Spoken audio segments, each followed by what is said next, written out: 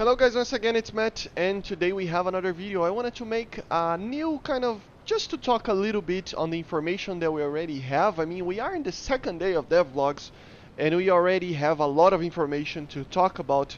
Obviously tomorrow we will see a lot more, and with that I will make videos about it, and we are probably getting the dev stream. It was hinted by Mike, so we might see the dev stream tomorrow and the dev server tomorrow or on Saturday as well. So yeah, I'm going to be covering everything, but I wanted to just make, it's not predictions, but it is kind of a little bit of prediction, right? Probably gonna put that on the thumb, but still it's just the idea that I have of this patch. But like the last time, I was right about some stuff and I was completely wrong about the other stuff. So let's get going. So yeah, it's confirmed kind of to be a big patch. Obviously, we would expect it to be a big patch, okay?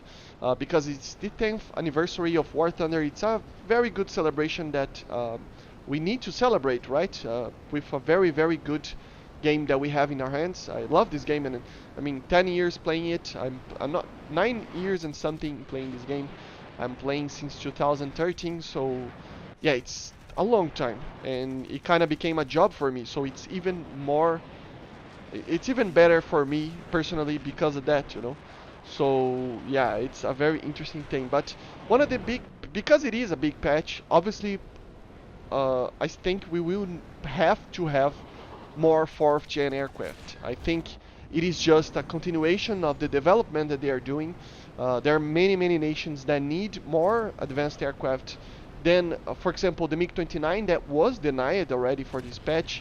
Obviously, the first example that I always think about is the Tornadoes. You know, I don't know if it's going to be the IDS. They could go to that road and try to add a Su-24 as well and F-111 in the upcoming patches, or they could go directly to the Interceptor and give it the UK and the Italy a proper Interceptor aircraft.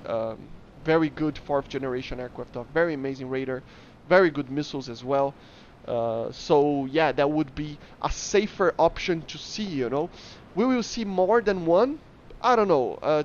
To be to be honest, my personal opinion is that since the Mig-29 is denied, we will probably not see an F-16. The only reason that I think we will see an F-16 is because if it's not being added to the US, to be honest. You know, if it's added to the Israeli tech tree, or the Chinese tech tree, or even the Italian tech tree, I think it would be alright.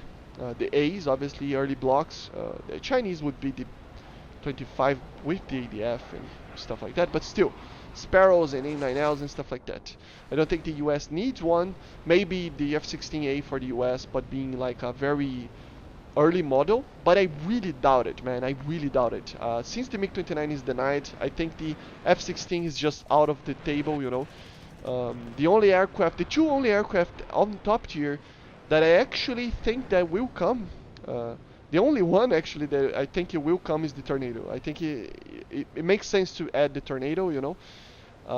But maybe, this is a far maybe, we will see the MiG-25, but it's just nothing is pointing to that. Okay, the MiG-23 Mld, if it was the case, the MiG-23 Mld would already have the R-60M. The statistics would show that the Mld would need that missile, but it is, yeah, it's problematic because the MLD, it is being played for the majority of times for players that really enjoy the aircraft and are flying the aircraft for a long time, and because of that the statistics are pretty amazing. I personally think that if the MiG-29 is not coming, we would be fine with the R-60M in the MLD and more missiles like that for more aircraft, but it's not something that it's needed, you know. The MiG-23 MLD is, it's, even though it's a 3rd generation aircraft technically, you know, it's more like a 3.5 or a 3rd plus generation aircraft, you know. It is from the 80s, and the performance of it and the technology of it came from the upcoming MiG-29s and stuff like that, you know. So it is just not needed right now. Neither is the MiG-25, not the MiG-29. But to be honest, I think the MiG-25 would perfectly fit into the game right now, being the PD variant or PDS. having a perfectly good radar and having a very amazing speed and altitude and missiles and stuff like that, it would not be OP in by any means, I don't think. Most of the aircraft will have an advantage, an amazing advantage on dogfights against it, so I just don't think that it would be that much of a threat in the overall statistics of the game, you know? Just like the Tornado wouldn't. The Tornado doesn't turn as that well as well, so it's the same principle, right? Mig-25 is more of a buzz than the Tornado, but still. So as I said, Mig-25 I think is highly unlikely, but we will take a look tomorrow. Mike basically said that it was going to be a dev stream, as I said, so we might see it something tomorrow, you know. So these would be the only two aircraft, fourth generation aircraft, that I would personally expect, but just a minor expectation. Don't get too much expectation on this. Another thing that I think will happen is the Finish tree will be obviously majoritarily made by copy-pasted aircraft. Like 99% of it, it will be copy-paste, not even 100%. I did a video on that. It's just the majority of the aircraft there are just copy-pasted. So yeah, but to be honest, my personal opinion on that is that I'm not a counter to the copy-paste things. To be honest, I think it will be fun to have a MiG-21 with finished skins, you know, J-35s, different J-35s, maybe with the AIM-4, you know. The Vampires, different skins. All the aircraft will have different skins, and it will have certain level of uniqueness to it. And to be honest, it kind of doesn't matter too much, even if it's already the same. I think the Swedish tech tree could use some help with its fellow, you know, neighbor, you know, because the Swedish tech tree is very small, you know. So even though I know it's copy paste and it's more grind, I understand that, but the Swedish tech tree actually kind of needs it, so to feel a little bit more. So I think all the Scandinavian countries should be added, Denmark and Norway as well, you know. I just think that it would be fun to have kind of all the nations of the world, if we can, you know, in a certain kind of aspect. Not all of them, but the majority of them. So yeah, I just think that we need more things, you know. F-16s, yeah, of course, give it to the Swedes as the Norwegians or the Denmark. So yeah, no, I don't mind too much the copy paste. I just think it's more nations, more stuff. If I was a Finnish guy, and it is copy paste, but if I was a Finnish guy, I was going to be so excited to see my country in the game. It's like the Brazilian Leopard 185. If it's added like a premium or something like that, it would be the same as the other 185s that we see in game, but I don't care. It's a Brazilian tank, you know.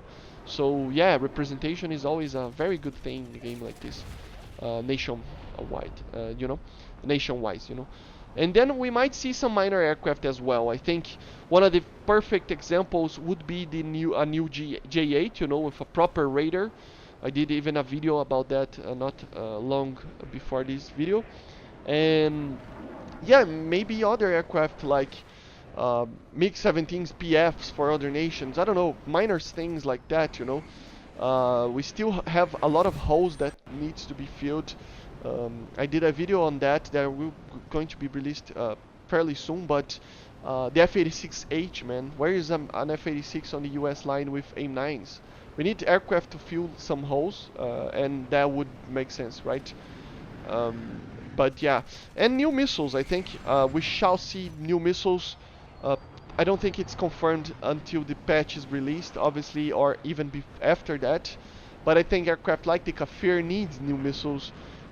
Aircraft like the F4F, even the Mig-23 Mld maybe could use the R60M. Some other aircraft, the F-14, I don't think it needs the AIM-9L right now, but maybe, yeah, maybe, I don't know. I don't think it should be added right now, but still.